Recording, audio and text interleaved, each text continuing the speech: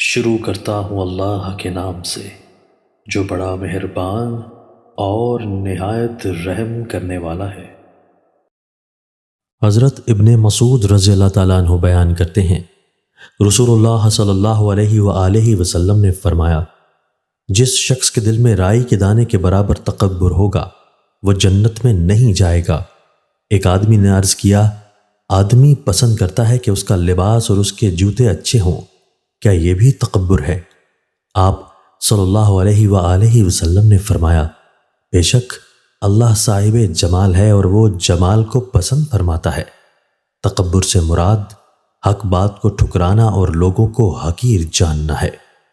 حضرت ابن مسعود رضی اللہ تعالیٰ عنہ بیان کرتے ہیں، رسول اللہ صلی اللہ علیہ وآلہ وسلم نے فرمایا، جس شخص کے دل میں رائی کے دانے کے برابر ایمان ہوگا وہ جہنم میں نہیں جائے گا، اور جس شخص کے دل میں رائی کے دانے کے برابر تکبر ہوگا وہ جنت میں نہیں جائے گا۔ حضرت ابو ہریرہ رضی اللہ تعالیٰ عنہ سے روایت ہے کہ کسی آدمی نے ابو بکر رضی اللہ تعالیٰ عنہ کو گالی دی جبکہ نبی صلی اللہ علیہ وآلہ وسلم تشریف فرما تھے۔ آپ تعجب کر رہے تھے اور مسکرا رہے تھے۔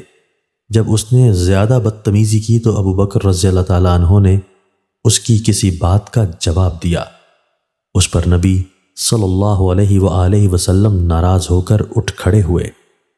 ابو بکر رضی اللہ تعالیٰ عنہ آپ کے پاس گئے اور عرض کیا، اللہ کے رسول، وہ مجھے گالیاں دیے جا رہا تھا جبکہ آپ تشریف فرما تھے۔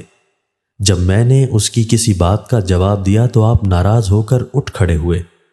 آپ صلی اللہ علیہ وآلہ وسلم نے فرمایا، تمہارے ساتھ فرشتہ تھا جو اسے جواب دے رہا تھا، اور جب تم نے اسے جواب دیا تو شیطان واقع ہو گیا۔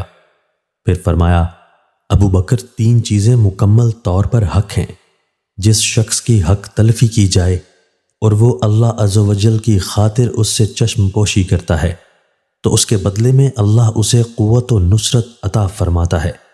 جو شخص صلہ رحمی کی خاطر عطیہ دیتا ہے تو اللہ اس کے بدلے میں اسے زیادہ عطا فرماتا ہے، اور جو شخص کثرت مال کی خاطر دست سوال دراز کرتا ہے تو اللہ مزید قلت فرما دیتا ہے۔